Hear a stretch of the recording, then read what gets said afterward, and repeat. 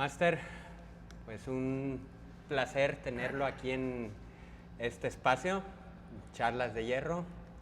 El placer es mío, bro. Un Gracias por la gustazo. invitación. Un gustazo, Máster. Por favor, para la gente que está viendo aquí el podcast, se presenta, por favor, su nombre, de dónde viene, por favor. Vale, estoy un poquito ronco. Estoy a punto de decir, ay, mira, sabes que estoy ronco, pero bueno, la responsabilidad por adelante. En la introducción mía, bueno, mi nombre es Omar García, soy de Venezuela, de Caracas, Estado Miranda, un barriecito que se llama El Pedregal, en Caracas. ¿Qué más? Muy bien. Mire, ¿Qué más quiere? ¿Qué más quiere vamos a empezar de ahí, ahorita que lo mencionó, con sus orígenes, ¿va? ¿Cómo fue crecer, ahorita que me lo menciona, en el barrio del Pedregal? ¿Cómo fueron? Ahí. saber? Crecer en el barrio Pedregal fue un poquito complicado. Ok, cuéntenos un poquito. Fue un poco complicado porque yo soy una persona que siempre he sido muy curioso y siempre me ha gustado las cosas como que malas y riesgosas. Entonces, eso obviamente me trajo muchos problemas en la vida.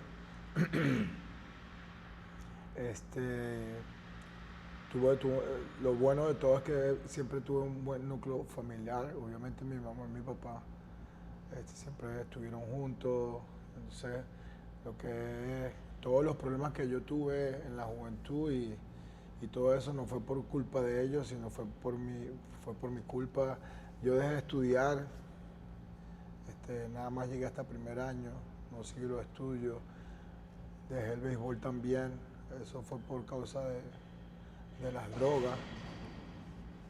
Ya yo a los 11, 12 años yo estaba consumiendo drogas, fui adicto fui adicto a la cocaína y lo que le llaman allá en Venezuela en los barrios a la piedra, al crack. Entonces, obviamente estuve en ese mundo como que muy joven y eso me llevó a dejar los estudios, me llevó a dejar el béisbol, y obviamente a consecuencia de eso estuve metido en varios problemas un poquito grandes, ¿no? para una persona de esa edad y nada, básicamente fue eso. Tuve una etapa muy dura, desde los 11 hasta los 19 años más o menos, que conocí como que más o menos el mundo del culturismo en realidad. A los 15 años también embaracé a una muchacha. Tengo una hija de 28 años ahorita, yo tengo 44. Fue como decimos, pues como que fue el mejor error que pude haber cometido. Okay. Y bueno, básicamente así fue mi no infancia, sino como adolescencia, mejor dicho, Okay. obviamente, porque esa fue la etapa de la adolescencia. Y nada, sí, también tuve varias veces caí preso, pero nada así de tiempos largos, sino era más que todo por problemas así pequeños y ya después, bueno, si quieres irte más profundo en ese tema, me vas preguntando. Vamos, mire, ahorita que ya nos mencionó cómo fue crecer ahí, ¿qué le motivó el salir de ahí? ¿Qué fue lo que le motivó? El salir del barrio. Buena pregunta. ¿Qué sería? Bueno, obviamente el nacimiento de mi hija. Ok. Eso fue como que cuando mi hija nace, yo tenía 16 años. Y en ese momento que nace, yo me había prometido a mí mismo que cuando ella naciera yo iba a dejar las drogas. Y iba a empezar a enfocarme como que en nuestro futuro, ¿no? Pero ahí fue cuando como que toqué fondo y que me di cuenta que tenía un problema de adicción, porque obviamente no pude dejar las drogas. Terminé saliendo de ese mundo a los 19 años, desde los 16 que nació mi hija. Esa fue la etapa más o menos a los 16 años con el nacimiento de mi hija, de que me di cuenta de que tenía un problema, obviamente, ¿no? Diría Y- que fue un punto de inflexión, eso. Ese momento de los 16 años y el nacimiento de su hija fue un punto de inflexión. ¿Sí? Exactamente.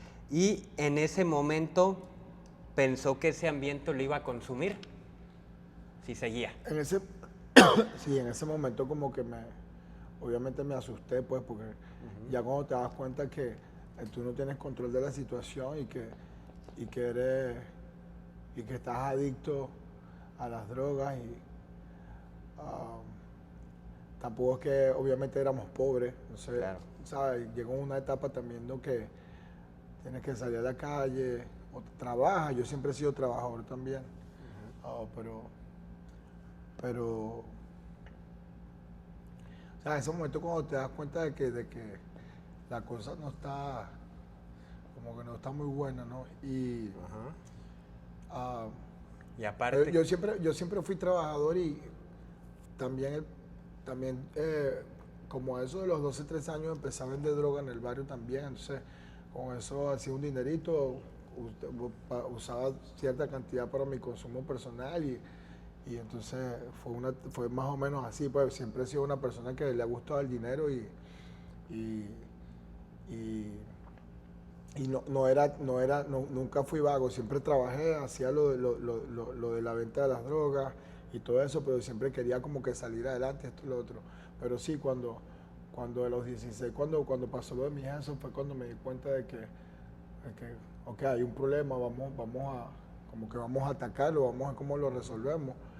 Y obviamente esto todo fue en mi cerebro porque mis padres no sabían cómo hacer, porque mi hermano tuvo fue una persona muy educada, fue una persona muy tranquila, ¿sabes? Totalmente opuesto a lo que yo era, entonces para ellos era complicado lidiar con mi problema, entonces por eso yo no los culpo, ¿no? Entonces me tocó como que analizar y ver cómo rayos yo salía de esa situación. ok, Master. ¿Y cómo fue su primer contacto con el gym? ¿A qué edad? Si fue entre esa edad, más chico o más adulto. ¿Y quién lo metió en ese mundo? ¿Quién fue su primer, vamos al gym, o la primera persona que lo impulsó a meterse a un gimnasio? Entonces ahí en el barrio había un gimnasio que hicieron entre mi hermano Ok. y mis primos, ellos hicieron un gimnasito, ¿no? El típico gimnasito pequeño del barrio. Y el gimnasio se llamaba Asomúsculo. Okay, entonces ahí había un banco de pecho. En esa época los bancos de pecho eran así de finitos. No sé si todo el mundo lo llegaste a conocer. Eran Sí. unos bancos así de finitos, donde tú ponías la barra, lo tenías aquí como que... En los videos de se Arnold puede, sí los... exacto. sí. Y entonces los discos eran más finos, con el huequito Con el era bien, hoyito. sí. Entonces había un banquito de ese de pecho, ahí podías hacer pecho plano, podías hacer pecho inclinado, tenían una barra romana, me acuerdo, y tenían dos sets de mancuerna. En realidad no eran sets de mancuerna, era el tubito donde tú le sacabas el seguro, le colocabas las pesas y ibas ajustando las pesas. So, ellos, mis primos y mi hermano siempre estaban haciendo ejercicio.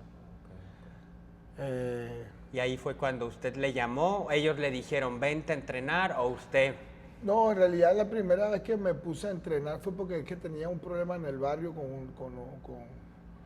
otro muchacho y entonces yo era muy flaco, ¿no? Yo en esa época era súper, bueno, y que también estaban las drogas, entonces uno no come mucho en esa etapa y eso. Entonces yo era muy flaco y entonces tenía un conflicto con este muchacho y entonces me tocó, dije, bueno, ok, ¿sabes qué? Me voy a poner a entrenar. Pues yo vi a los muchachos entrenando, entonces me voy a poner a entrenar, había un saco de boxeo y me puse ahí a boxear, a hacer ejercicio, esto y lo otro, para tratar de ponerme más fuerte porque tenía que ya, ¿sabes? A confrontar la situación tarde o temprano. Obviamente lo hice más adelante y bueno, y todo salió bien. Pero eso fue la primera vez que literalmente yo dije, ¿sabes qué? Voy a hacer ejercicio para ponerme fuerte. Después mi hermano, en 1997, mi hermano se vino acá a Estados Unidos, pero antes de eso, por ahí en el 95, 96, mi hermano empezó con el culturismo en realidad. O sea, él empezó a hacer ejercicio en un gimnasio, no en Naso Músculo, que era el gimnasio del barrio, sino literalmente en un gimnasio en Chacao. Y ese gimnasio se llama Sweat Gym, es un gimnasio muy famoso allá en Venezuela, en Caracas, mejor dicho.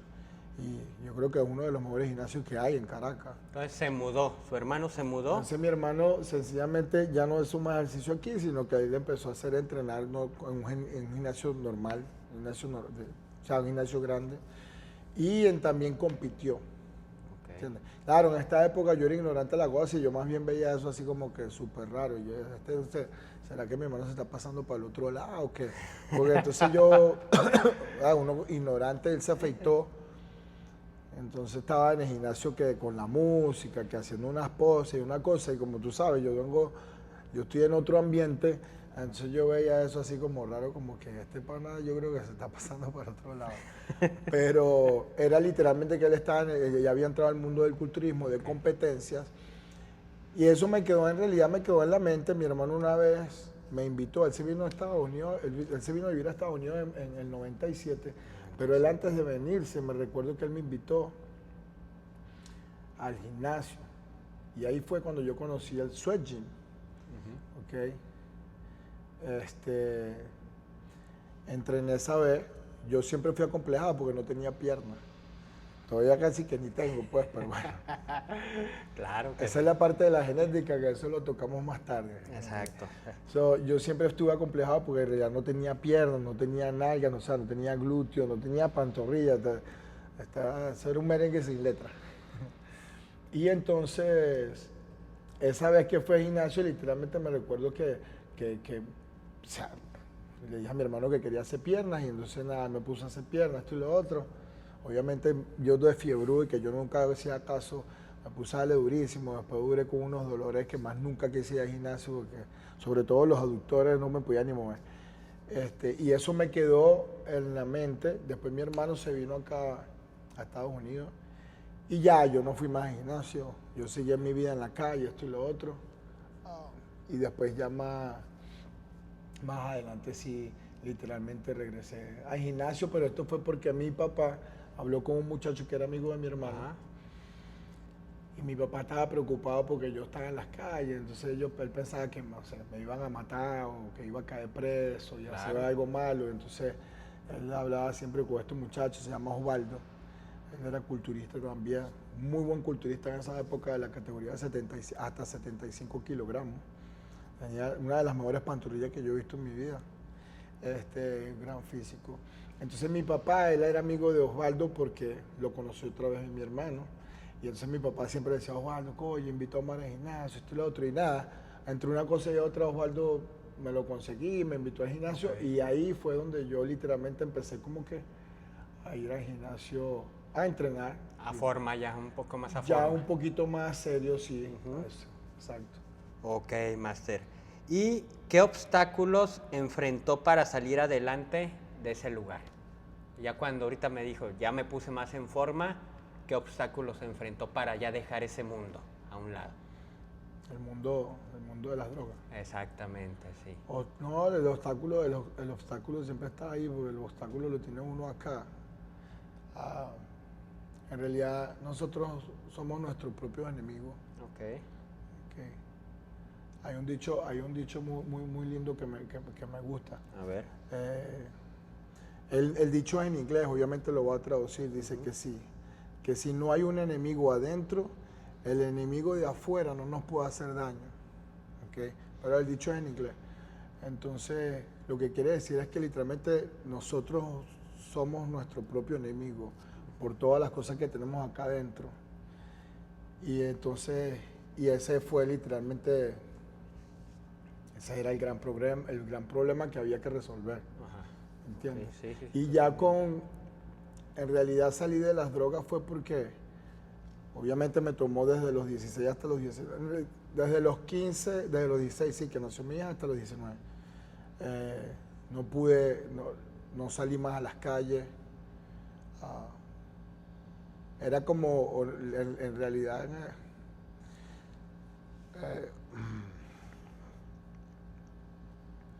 era como que si alguien me estaba dirigiendo, Ujú.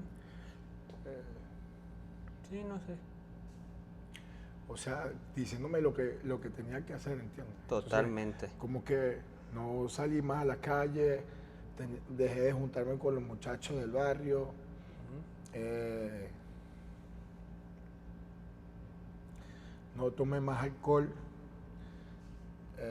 no fumé más cigarros, y entonces al no salir y no estar en ese ambiente, sí me di cuenta que obviamente podía dejar las drogas.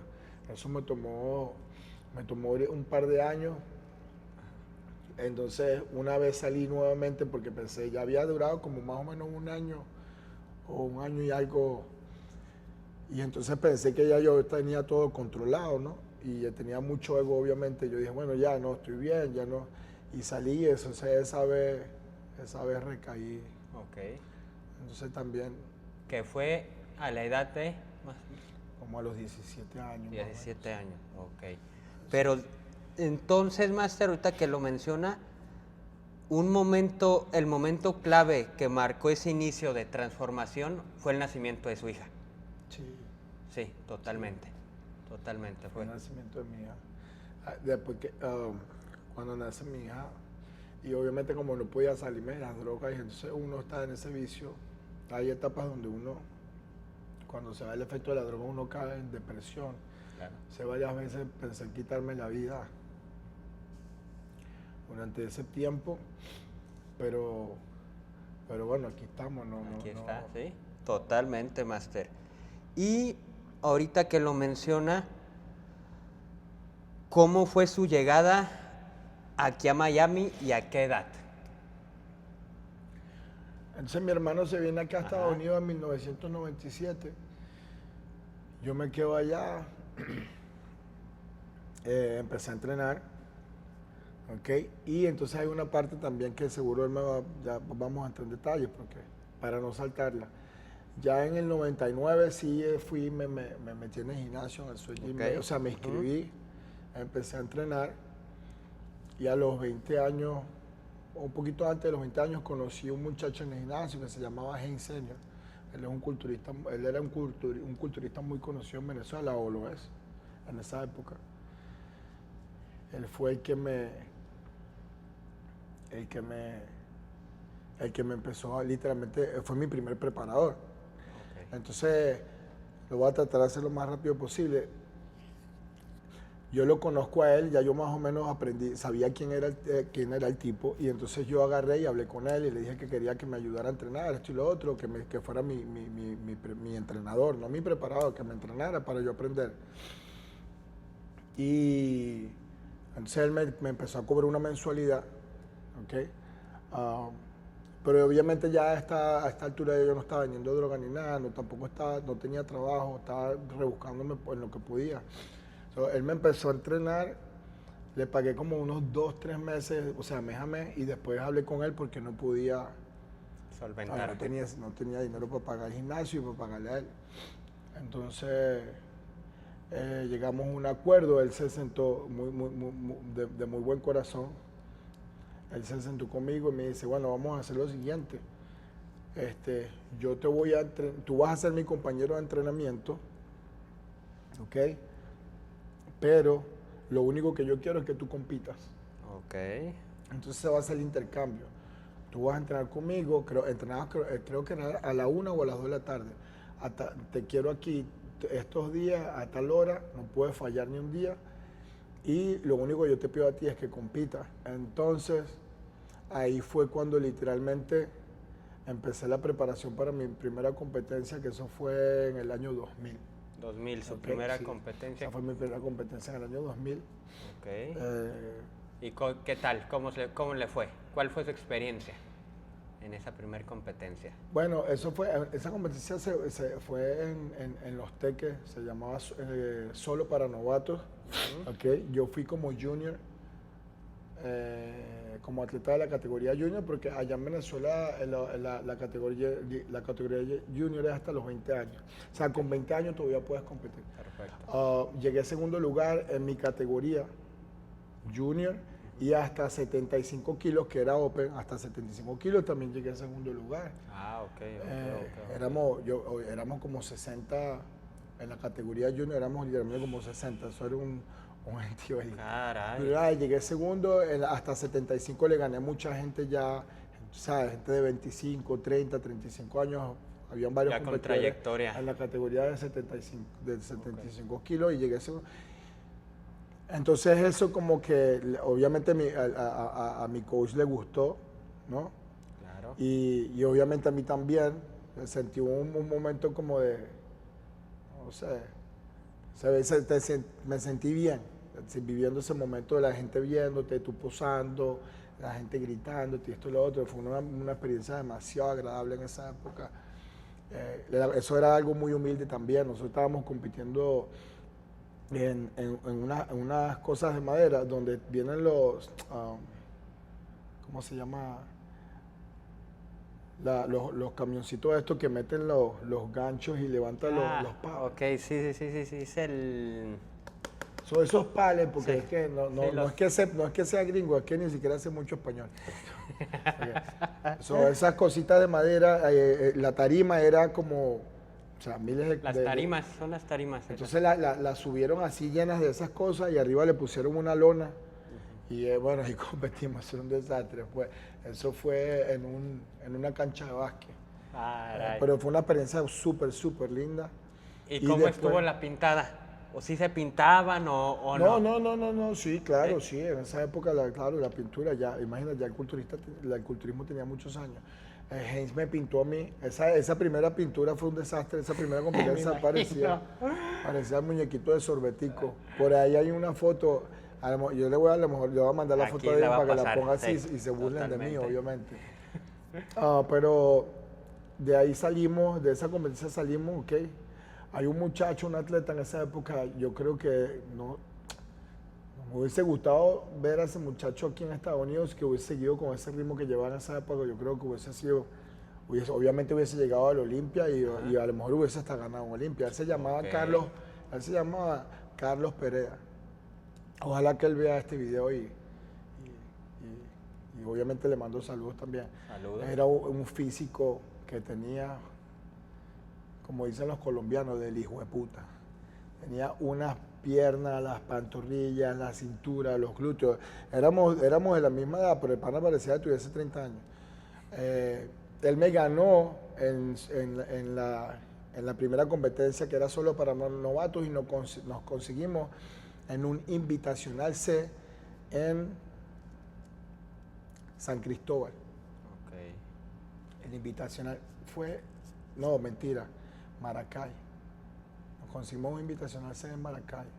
Pero, entonces, después de ese de novatos, ¿cuál fue la segunda competencia? Seguimos corrido todo el año, competimos. Fuimos solo para novatos y al mes más o menos hubo ese invitacional C. Fui por la venganza. Fue mi primera competencia literalmente donde yo me monté seco, con los glúteos estriados. Yo no tenía conocimiento del culturismo, pero bueno, el coach mío me llevó hasta ese nivel. Claro. Y entonces le gané a Carlos Perea. Quedamos 1-1. Okay. Le gané, pero obviamente le gané por la condición, porque yo nunca he tenido un cuerpo agradable, así bonito, simétrico y con esas líneas espectaculares, ¿no? Entonces, pero con el secado él llegó demasiado lleno. Y entonces tuve la oportunidad de ganar esa competencia, pero esa competencia gané mi categoría, que era junior, y también gané hasta 75 kilos. O sea, la Open, la abierta. La abierta. Okay. Esa invitacional en ese invitacional C, el premio era, te dan un trofeo y te dan una bolsa de pollo. ¿Sí? Entonces, eso es un desastre ahí en esa tarima. Es un desastre en esa tarima porque cada vez que alguien gana, nosotros los venezolanos somos demasiado jugadores, nosotros le llamamos chalequeo. Y entonces todo el auditorio gritando, dale su bolsa de pollo. Y literalmente te traían la bolsa de pollo a la tarima. Era una bolsa de pechuga de pollo. A veces la creo. ¿Okay? No, pero de verdad, esto no es una broma. Esto, no, sí, o sea. Toda la gente de Venezuela que estuvo en esa época en el culturismo sabe que es así. Y también me acuerdo que en esa época hubo premio ¿En efectivo? Efectivo, sí, metal, sí, literalmente. No sé cuánto, 300 bolívares, no sé cuánto era. Pero yo gané las dos categorías y entonces el señor que organizó la competencia no me quería pagar. Y yo era un niño, obviamente, entonces el tipo no me quería dar mi dinero, entonces nada, yo le dije a Heinz, me acuerdo que le dije a Heinz, yo, bro, este señor no me quiere pagar, se está haciendo loco, pero haz que me pague y porque yo te quiero regalar también la mitad del dinero. Yo no tenía dinero, pero él fue muy condescendiente conmigo, me ayudó mucho. Y entonces le digo, bueno, yo te doy la mitad del dinero. Entonces Heinz, nada, armó una revolución ahí rápida y entonces literalmente se paró la competencia, los muchachos no iban a seguir compitiendo y el señor vino y me dio el dinero y todo, siguió la competencia. Pero eso fue súper, súper, súper cool. Ok, después de esa, ¿qué vino? ¿Cuál otra competencia, Master? Tu tercer competencia. Vino el Invitacional C, después vino el Nacional C. En el Nacional C gané Junior y gané hasta 75 kilos. Okay. Eso fue en San Cristóbal. Okay. Después vino Nacional B, al mes más o menos, y eso fue en Don Bosco, okay. Ahí en Chacao, okay. En el municipio de Chacao, sí. En la escuela Don Bosco, en el auditorio, y ahí gané mi categoría, porque mi categoría era junior. Heinz siempre me ponía a competir con el Open hasta el 75, okay. Pero la idea era que tratáramos de ganar la categoría de junior. Sí. Ahí gané junior nuevamente en el B, llegué cuarto hasta 75 kilos, que ganó un muchacho que le llamábamos el ruso en esa época, fue el que ganó la categoría hasta 75 kilos, que más adelante se hizo profesional. Okay. Y después de esa competencia del Nacional B, fuimos al Sanville. Ya Sanville, eso fue creo que en octubre más o menos. Okay. Yo arranqué la dieta en enero. Ya Sanville fue creo que como en octubre. Y cuando fuimos al Sanville, gané también mi categoría, perdón. Junior, ok, y Heinz no me dejó competir hasta 75 porque como ya ese nivel estaba muy grande, entonces no quiso que me subiera hasta 75. Al ganar la categoría mía, estaban supuestos a darme un pasaje para ir a representar a Venezuela, pero como siempre en Venezuela hay una trampa, lamentándolo mucho, mi pasaje se lo dieron al muchacho que llegó segundo lugar, que es un muchacho que se llama Mauro también, él más adelante se hizo profesional. Pero Rosalinda, que era la señora que estaba de presidenta en la federación, ella era del mismo sitio, o Mauro era del mismo estado donde vivía ella, y entonces eran amigos, y entonces la señora Rosalinda, favoritismo, que no le mandó saludos, obviamente. No estoy odiando, pero no le mando saludos. Exacto. Entonces ella obviamente fue y le dio pasaje a Mauro, y Mauro obviamente no ganó porque él no lucía bien. Obviamente todos los muchachos que fueron me dijeron que si hubiese ganado mi categoría junior, y esa parte sí me pegó mucho porque yo venía de esa vida como que un poquito fea. Y entonces por fin vi algo como que wow, que soy bueno, soy bueno en algo por lo menos, ¿no? Okay. Porque todo ese mundo también te deja muy inseguro y te deja muy mal mentalmente. Y cuando me pasó eso, sí, eso me tumbó también, y ya después no competí más. Y ya el año siguiente, 2001, entró otra señora en la federación, donde trató de hacer el culturismo natural allá en Venezuela. Pero yo ya literalmente estaba arreglando ya las cosas para venirme acá a Estados Unidos, que fue en el 2002. Entonces en el 2001 no competí. Ok, 2001 no hubo competencias entonces. Hubo competencia, era natural, y entonces yo iba a competir, me estaba preparando para competir, pero me acuerdo que, como, no sé, cuando nos enteramos que no podíamos, que la broma iba a ser natural, yo me acuerdo que yo estaba haciendo un ciclo donde tenía DECA. Y como a los 6 meses, más o menos 8 meses, me tocó hacerme el doping y me salió positivo. Y entonces como quedé positivo, obviamente no pude competir y ya no me preparé ese año. Y entonces el año siguiente, en el 2002, me vine para Miami. Ok, ahora sí, ya que Entonces ese primer año le fue muy bien, ¿eh? O sea, Súper bien, sí. digamos que ahí se enamoró de ese deporte totalmente, en ese primer año. Me enamoré del deporte. También una cosa muy importante, un detalle muy importante del culturismo es que cuando yo fui al gimnasio en 1999 a inscribirme, no era ni siquiera porque yo quería competir.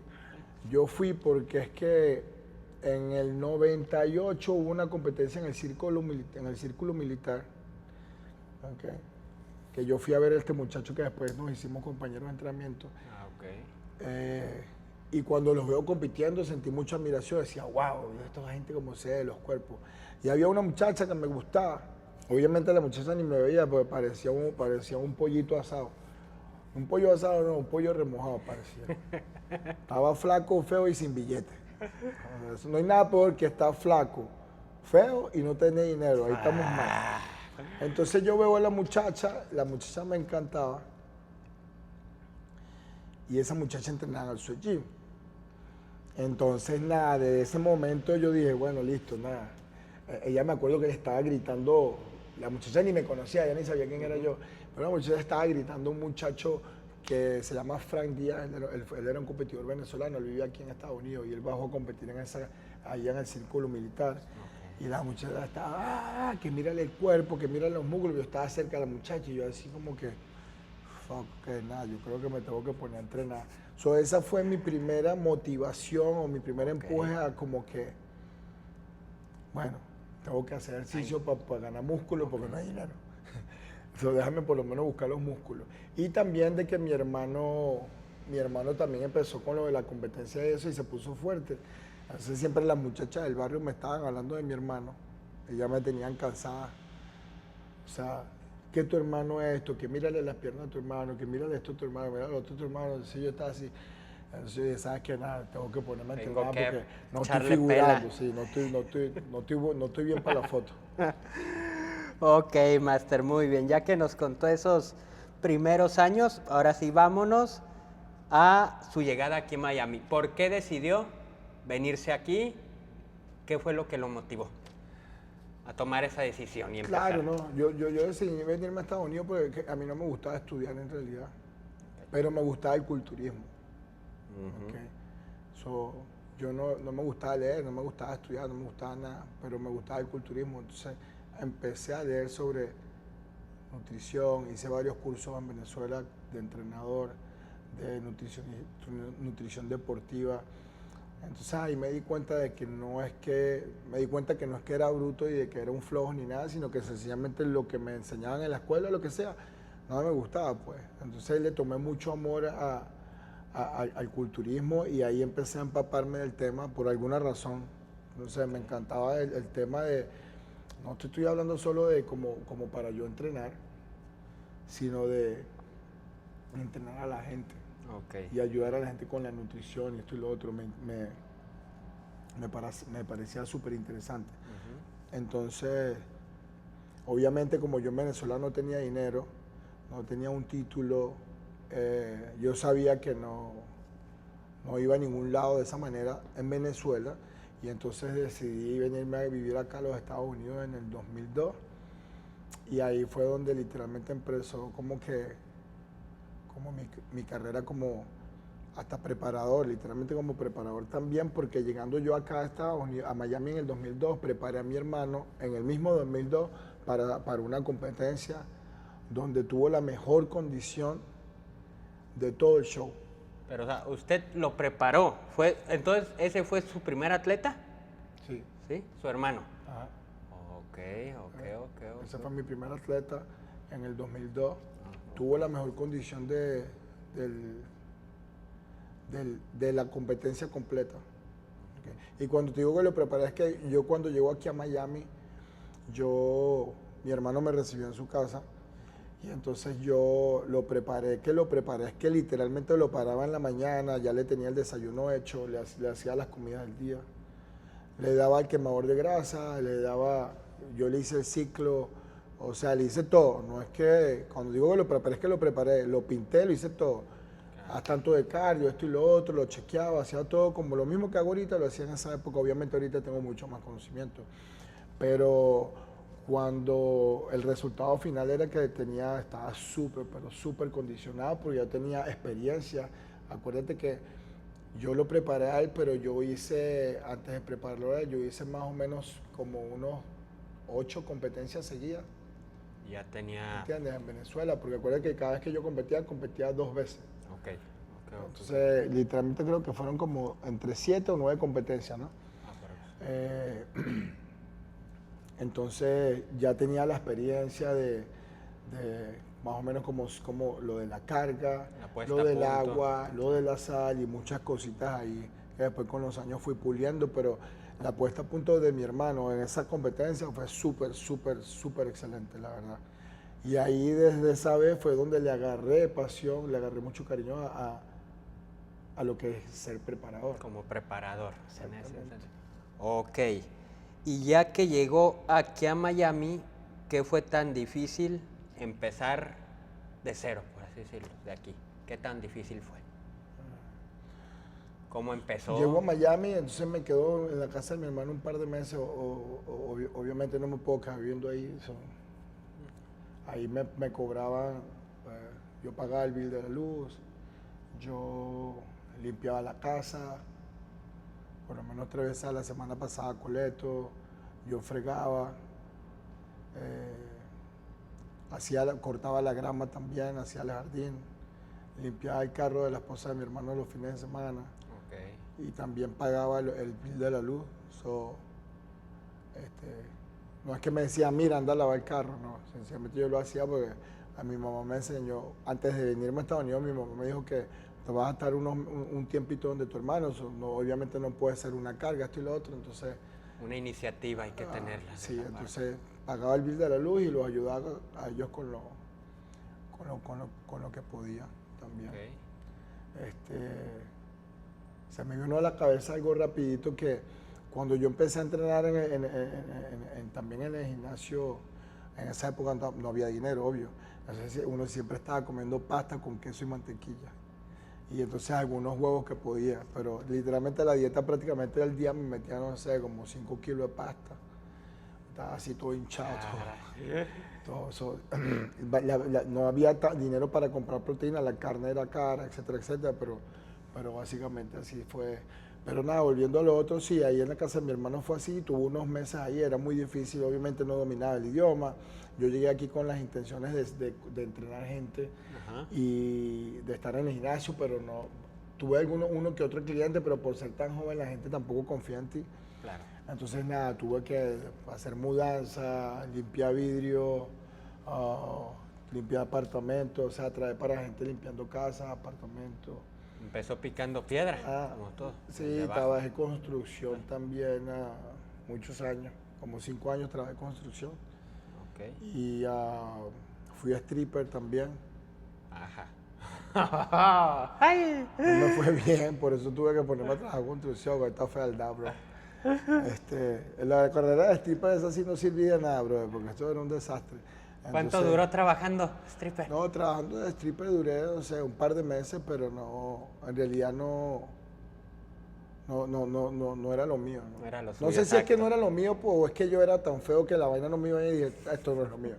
A buscar una excusa para poner las cosas más bonitas, pero en realidad sí, no me gustó mucho ese ambiente porque es un dinero fácil que haces, pero cuando te acostumbras a agarrar dinero fácil, obviamente ya yo venía de esa experiencia, eso no te deja, hay un mecanismo de defensa que se activa, acá, y entonces cuando ya tú entras en una etapa de comodidad donde te está entrando cierta cantidad de dinero, ahí te jode. Entonces yo preferí literalmente trabajar construcción y aprender algo que yo sé que en cualquier momento de mi vida o en cualquier país que esté, yo literalmente puedo conseguir un trabajito haciendo cualquier cosa, arreglando un piso o lo que sea. Entonces fue así más o menos lo que pensé y nada, ahí empecé a trabajar la construcción. Ok, ya empezó en la construcción, preparó a su hermano. Después de ahí, ¿qué más hubo o a quién más preparó, Master? Después de ahí... No, empecé a competir yo acá en Estados Unidos. En el 2003 hice mi primer Southern States en la categoría middleweight, que es hasta 176 libras. 2003. en el 2003. Llegué bien. como de 8, 10, 12, no sé. El año siguiente fui, 2004, Southern States. Bajé de puesto, subí de puesto. Tuve entre los primeros 5, si mal no recuerdo. Yo tengo las placas en la casa. Ok. 2004. En el 2005 competí en el Southern States otra vez. Okay. Ahí competí como light heavyweight por primera vez. Light heavy. Okay. Y llegué entre los primeros 10. No hice buen papel. Pero también competí en Mr. Miami. Y gané Mr. Miami en el año 2005 y gané Mr. Miami en el año 2006 en light heavyweight. Pero no era tan grande en la categoría de light heavyweight, pero no quería seguir siendo más middleweight porque era un poquito alto para la categoría, entonces no me veía para nada bien. Entonces competía en light heavyweight, competía como con unos 182 libras, por ahí. Que la categoría light heavyweight hasta 198 libras. Y en ese tiempo, ¿quién lo estaba preparando? ¿Usted solo se estaba llevando? ¿Sí? Ok. ¿Hasta qué año se llevó usted solo? Hasta el 2011. Del 2003 que empezó a competir hasta el 11, usted se preparó solo. Sí. Ok. No lo sabíamos. Sí, me preparé solo. Mi hermano me echaba unos ojos así, esto y lo otro, pero no, yo me hacía el ciclo. Tampoco en realidad no tenía dinero, o sea, compraba una testosterona, un poquito de Winstrol al último, pero no es que hacía un ciclo donde me metía hormonas, Claro. y la broma para la tiroides, y que si esto, que si el masterón, no. En esa época, acuérdense, estaba trabajando construcción. Entonces yo me preparé en el 2005 trabajando construcción, me preparé yo solo, gané Mr. Miami, okay. Llegué entre los primeros 5 del Southern State. En el 2006 fui también al Southern State, también estaba trabajando construcción. Quedé entre los primeros 5 del Southern States y gané Mr. Miami nuevamente, que ya lo dije. Y te miento porque en el 2007, ya conocí a mi esposa en el 2006, mi esposa tuvo la dicha de conocerme en el 2006, ¿ok? Tuvo la dicha, allí. Es que tenemos que ver, porque si una entrevista va todo a ser aburrido, bro. Okay. So, mi esposa tuvo la dicha de conocerme en el 2006 y entonces le dije, hablé con ella, reuní, me acuerdo, nosotros vivíamos en un huequito, bueno, literalmente el apartamento de nosotros era más o menos un espacio como un poquitico más grande que esto, ¿no? Un posing room. Sí, y entonces ahí nosotros pagábamos $600 de renta. Okay.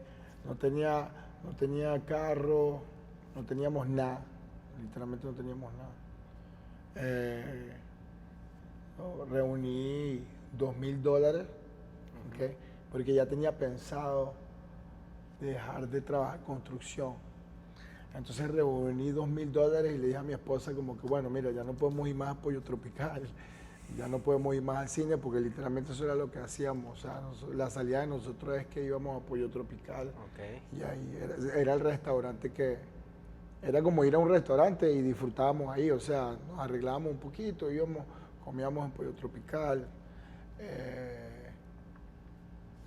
Cuando nos íbamos para la calle así de que vamos a un restaurante, o sea, que le dicen los gringos high-end, como que íbamos a Outback. Pero para ir a Outback eso era como que cada 2 meses. Porque Outback obviamente era mucho más caro que Pollo Tropical. Claro. ¿No? Entonces esa era la salida de nosotros, así como que bueno, que íbamos allá a Outback. Y eso fue una etapa muy linda también. Entonces, eso fue en el 2000, cuando reúno los $2,000. Ajá. ¿Qué año que fue? le digo a ella, en el 2007, le digo a ella, mira, voy a dejar de trabajar construcción porque necesito hacer lo que vine a hacer acá a Estados Unidos. Porque ya no me sentía feliz en realidad. Entonces le dije, necesito empezar a entrenar gente, necesito empezar a prepararme bien y esto y lo otro. Entonces busqué a Haynes, que Haynes se había venido de Venezuela, que fue mi primer, mi primer Su preparador. primer preparador. Se vino acá a Miami. Ajá. Solo busqué, le pedí que me preparara. Dejé la construcción, faltando 3 meses para el Southern States. ¿Okay? Me conseguí 2 clienticos. En esa época conseguí un cliente que lo entrenaba a las 5 de la mañana, ¿okay? de lunes a viernes. Y otro cliente lo entrenaba a las 6 de la tarde. Okay. El universo siempre me ha ayudado. Literalmente dejé la construcción un miércoles. El fin de semana me consiguió un señor donde me cortaba el pelo, que me contrató para que lo entrenara todos los días a las 6 de la tarde. Y después también a la semana empecé a entrenar al sobrino del presidente Kennedy. Él se llama Anthony Schreiber Kennedy. Ahí yo lo empecé a entrenar a las 5 de la mañana, de lunes a viernes. Y los sábados yo lo entrenaba a las 8 de la mañana. ¿Okay? Nada más con ellos dos yo ganaba más de lo que ganaba en la construcción. Okay, tenía mucho tiempo libre, pero no tenía más clientes, ¿sabes? Entonces, esa época, nada, ahí estuve con esos 2 clientes, me preparé súper bien para el Southern State, fuimos, ganamos la categoría, pero no ganamos el overall. Okay. Después del 2007 no competí más en el Southern State hasta el 2011, pero 2008, 2009, 2010 fui, y 2011 fui al Arnold Classic. Entonces, en vez de competir en Southern State, iba al Arnold Classic a competir. Ah, ok. Me metí, no gané nunca el Arnold Classic la categoría, pero me metí ahí al principio no. Me acuerdo que estuve también con Eduardo Correa, el brasilero. Nosotros compartimos tarima, también compartimos okay. Aquí en Miami, compartimos también, nos conocíamos de verdad. Entonces, nada, cada vez que llegaba Eduardo Correa a la competencia era como que apagan las luces. El tipo tenía un físico y tenía sí. un secado y una musculatura impresionante. Era una persona demasiado dedicada y yo no estaba a ese nivel como que económico. La mentalidad la tenía, pero no había dinero y había que trabajar. Al no tener dinero para poder llegar al cuerpo a ese nivel, es imposible cuando tienes una persona que está ahí como durmiendo todo el día, usando la hormona, esto y lo otro. Entonces, totalmente. Obviamente son 2 mundos diferentes, pero no por quejarme, nada más estoy contando la anécdota. Competí varias veces ahí en el Arnold Classic, pero entonces le dije a mi esposa, ¿sabes qué? Yo quiero regresar al Southern State, pues quiero ganar el overall. Claro. Conocí a un señor en Argentina, o no en Argentina, sencillamente a través de una gente conocí a un señor en Argentina que se llama Alberto Calabrese, que a él le debo literalmente por lo menos como que el 80% de las cosas que yo uso vienen de su preparación, que es bastante el 80%. O sea, los conocimientos que obtienes ahorita. Los conocimientos de nutrición, de trabajar con carbohidratos, de lo importante que es el agua, lo importante que de ciertas cositas. Soy literalmente una persona demasiado educada, demasiado culta. Literalmente en el 2011 bueno, esto fue por teléfono. Nunca me vio en persona, me preparó en el 2011, lo hicimos de preparación como unos 5 meses. Fue la mejor condición que tuve literalmente en mi vida. Bueno, sí, la del 2011 y la del 2016, que también me preparó para los nacionales aquí en Estados Unidos, en Miami, que me los quitaron. Okay. Te voy a mandar la foto para que la gente diga, sí. para que sepan que me lo quitaron. Sí. Eso fue la noche en realidad que me gané mi tarjeta pro, que nunca me dieron. Pero sí, literalmente gané la categoría, pero de calle. O sea, súper de calle. Pero bueno, nada, no, me robaron también, como me robaron en Venezuela. O sea, la vaina es... En todos lados. En todos lados. Sí, en todos no, lados. Hay que en Venezuela, no. Esa trampa y esa broma es en Venezuela, eso es en Argentina, eso es aquí en Estados Unidos, eso es en todos lados. México, en todos lados. Sí, pero nada, ¿en qué estaba ahorita? En que hizo Southern State. Hicimos el Southern State en el 2011 y gané el overall. Okay. Ganó el overall. La espinita. Me quité la espina literalmente, fue la condición, estaba full, o sea, literalmente parecía Gané la categoría, fue tan loco esa competencia de que yo competí en el Southern State con 182 libras. ¿Ok? Ok. Y no, mentira, con 184 libras. Con 184 libras. Yo estoy tratando de ver la cámara, le estoy agarrando cariño a la cámara, no me gustaba ver la cámara antes. Y yo creo que lo tengo que dejar. Está bien, donde se sienta más a gusto. Usted Entonces, va bien la plática. en 184 libras, literalmente, mi hermano me ve y él pensó que yo pesaba como 190, 192 libras por cómo lucía el cuerpo. Pero cuando llego al pesaje en la mañana, al Southern State, que me peso, 184 libras y mi hermano se quedó así, yo me quedé así. Yo dije, cuando peso 184 libras, obviamente digo, fuck, perdí, Sí, porque sí, estoy sí. demasiado flaco, lo que sea. No, gané el overall, le gané a Llano, que era un atleta de la categoría heavyweight, conocido aquí, en esa época era conocido acá en Miami, tenía los brazos así gigantes. Y le gané también a un dominicano que tenía un físico súper agradable. Tenía unas piernas, una estructura ósea perfecta. Yo diría que se veía inclusive un poco mejor que en esa época que Manuel Romero, era Ok. un espectáculo. Mejor que él. La estructura física, La la estructura. estructura ósea y sí. El paquete completo, pues, porque Manuel Romero en esa época tenía las piernas gigantes, pero carecía de espalda, carecía de pecho. Este muchacho era mucho más completo, ¿no? Y a ese muchacho le gané pesando 184 libras, él era super heavyweight, le gané al heavyweight y le gané al super heavyweight. ¿Okay? Con el super heavyweight debió haber estado pesando como 240 libras. Y ahí fue donde también, obviamente, me di cuenta que ya yo lo sabía de Venezuela, porque mi coach siempre me decía que los shows se ganan con condición. La ¿Okay? condición. No le puedes dejar. Usualmente la gente que tiene buen físico por ahí se pone medio relajado porque obviamente es bien, pero por lo menos nosotros, los que no tenemos buen físico, que tenemos la cintura un poco ancha, esto y lo otro, siempre tenemos que buscar de llevar la mejor condición porque es la única arma que tenemos. Claro, hay quien dice que es como se dice, la condición es innegociable.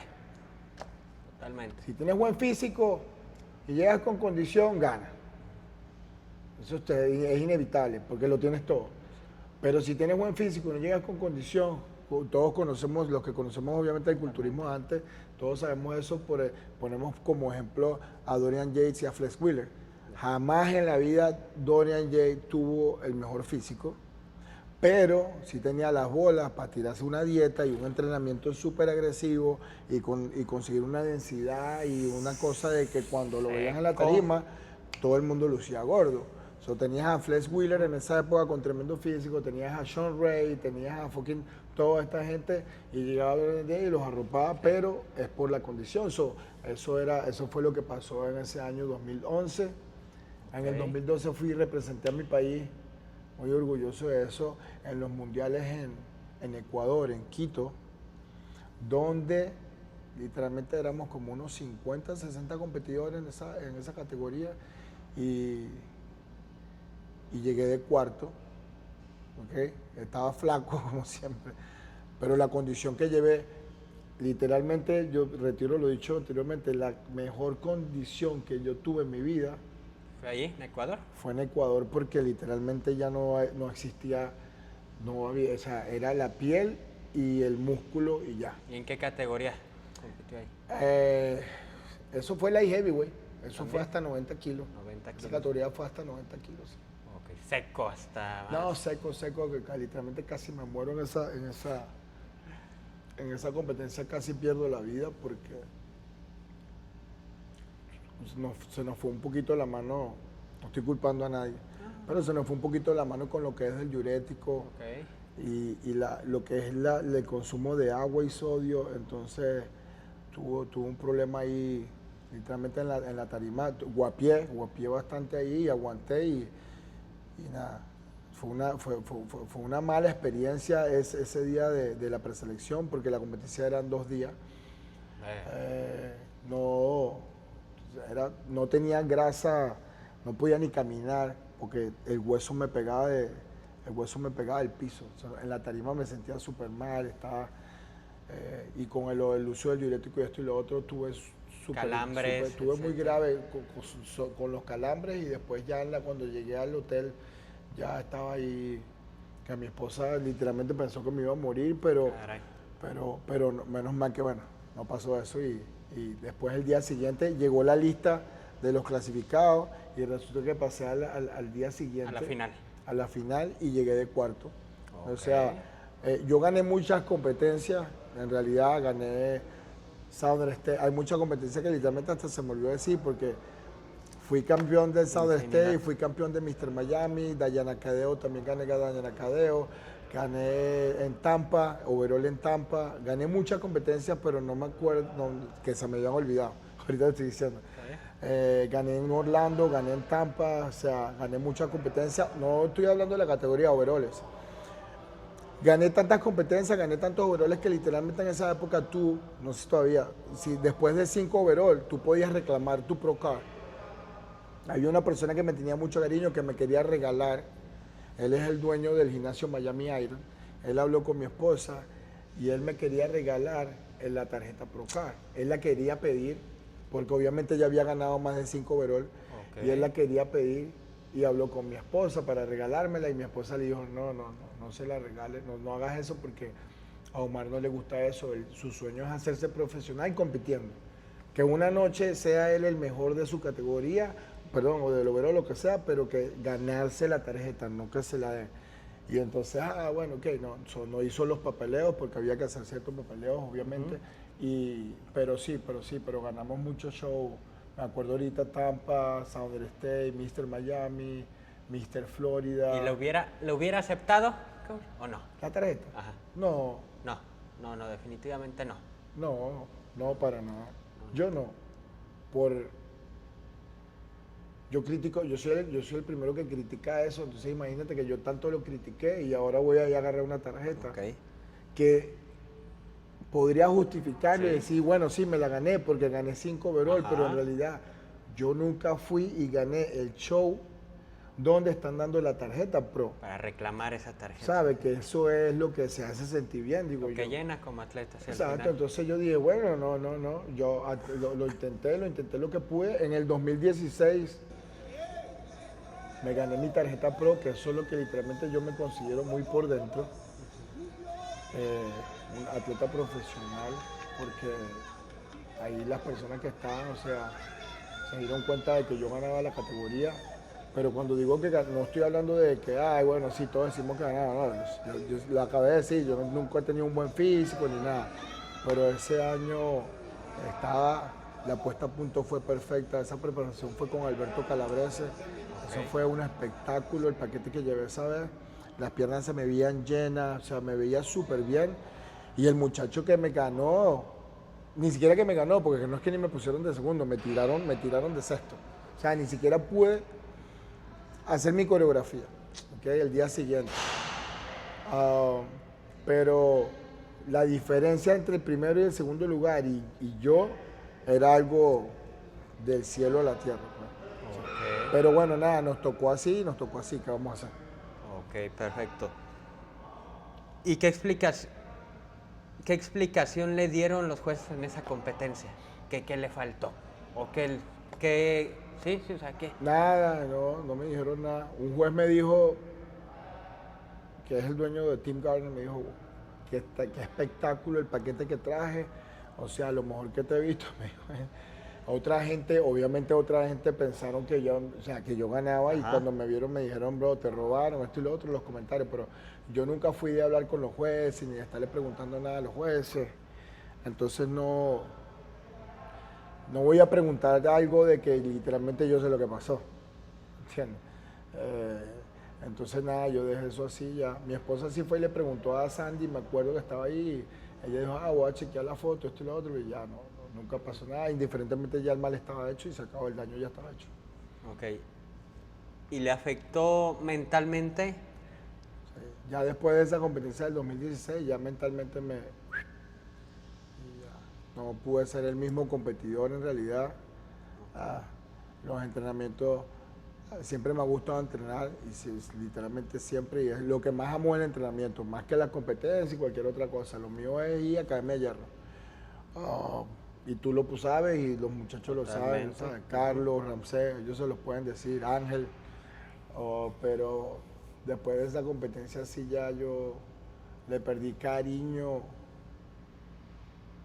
no al deporte, porque en realidad al deporte como tú no le pierdes cariño, ni respeto.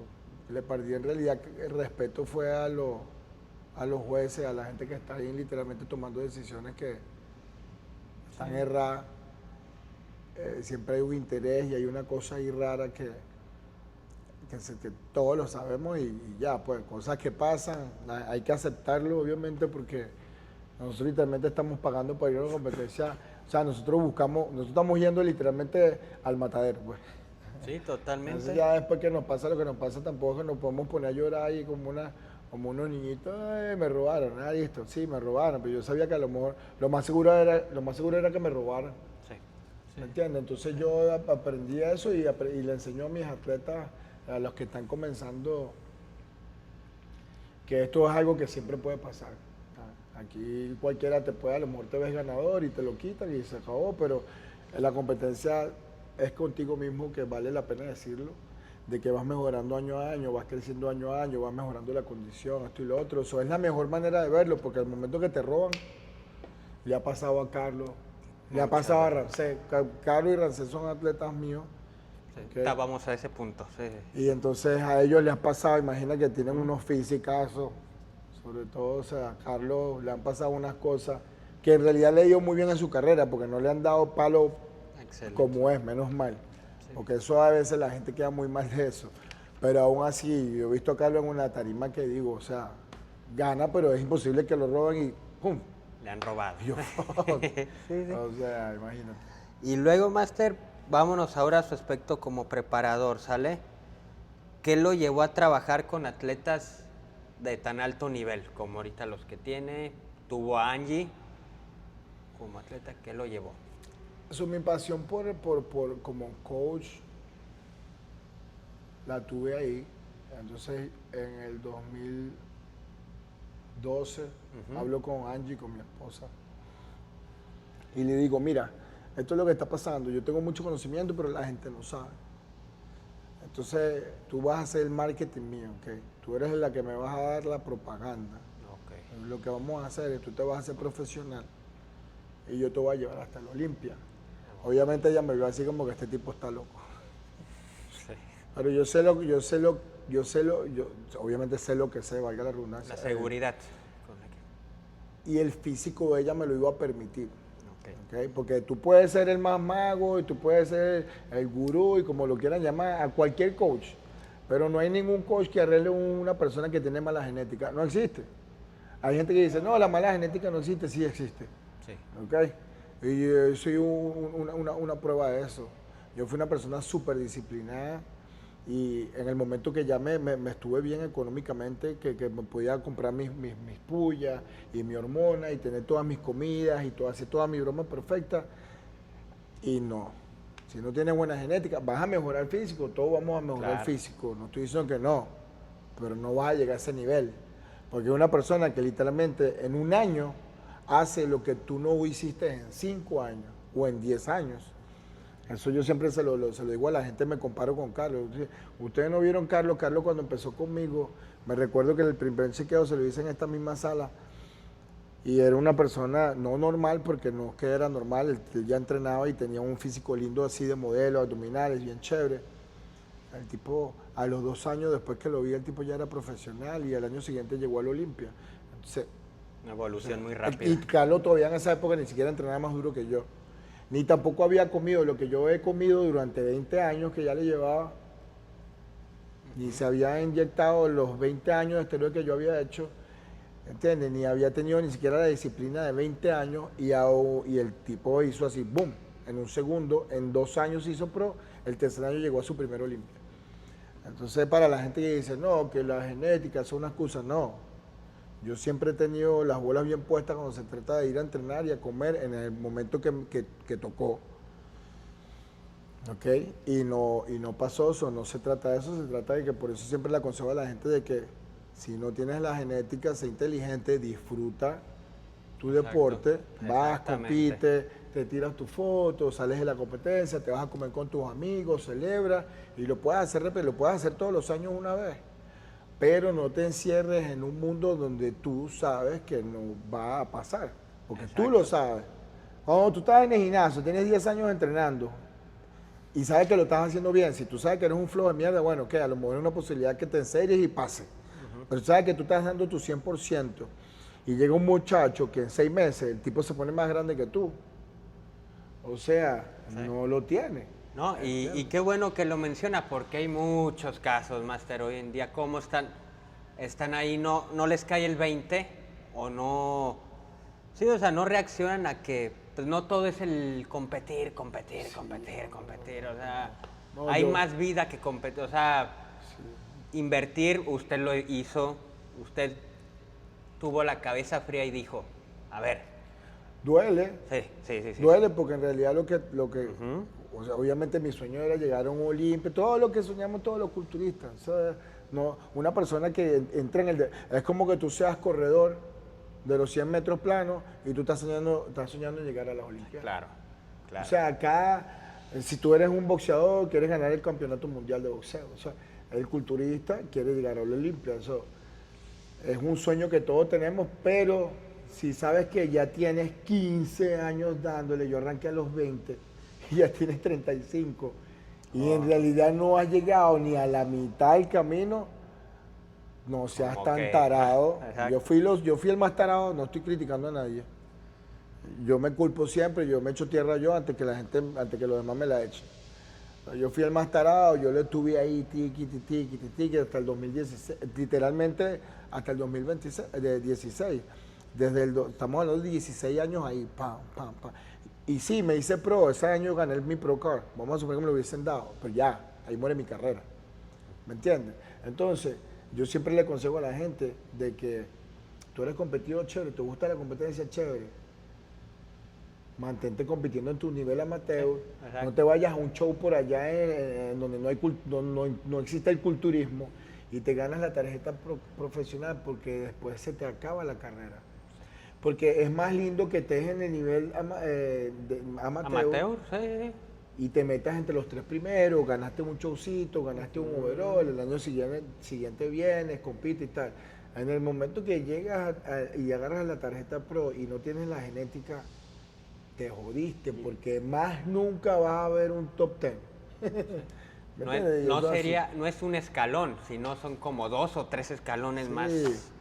más de, sí, de nivel. O sea, Entonces, ahora yo siempre hablo, a nadie le gusta que le digan eso, y yo siempre cometo el error, no sé si es el error o no, o si no si es un error o no, pero yo siempre le digo a los muchachos cuando yo veo que no tienen un potencial y esto y lo otro, y están así súper metidos en la broma, yo le digo, bro, mira, sigue compitiendo, haz tu show amateur, pero reúne un dinerito, analiza qué otra cosita puedes hacer, en qué negocio te puedes meter, ve armando un exacto. futuro, porque ¿cuántos culturistas conocemos que son súper, súper exitosos económicamente? Son muy pocos. Contados. Son Son contados. Si nos tres, ponemos y cuatro, hay cinco. muchos culturistas a nivel mundial. La mayoría de los culturistas, literalmente después de los 40 años, como decimos nosotros en Venezuela, están pelando bola. Entonces, yo como que siempre he tenido esa habilidad que como que he discernido de las cosas. Tuve ese discernimiento de que, oye, ¿sabes qué? Ah, déjame mejor irme por este camino Ajá. y sigo entrenando y sigo preparando gente, pero ya yo sé que yo no sigo. Y aún así seguí compitiendo un par de veces más. No es que paré mismo. En el 2021 creo, con la pandemia, o en el 2000, fui ahí y gané el overall de Tampa. Más o menos en el 20 o el 21, no me acuerdo. Ok. Gané el overall de Tampa y hice un par de shows y no es que me fue mal, pues es que no es que me iba mal, pero es que no tenía ese potencial. Entonces ya ahí es donde uno asienta cabeza, Sienta cabeza. ayuda a tu familia, o sea, tienes a tu hijo, tienes a tu esposa, trabaja, entrena gente, prepara gente, reúne dinero, hace un negocio y todo el mundo vive feliz y a lo mejor vayas a hacer un showcito una vez al año, Exacto. ¿sabes? Pero no te vas a meter 17,000 unidades de hormonas, te vas a meter Eso. esto, te vas a meter lo otro, 17,000 kilos de comida cuando tú sabes que no vas para el baile. O sea, es como que hay que tener un poquito de sentido común, ¿no? Sí, sí, totalmente, Master. Ahora nos vamos.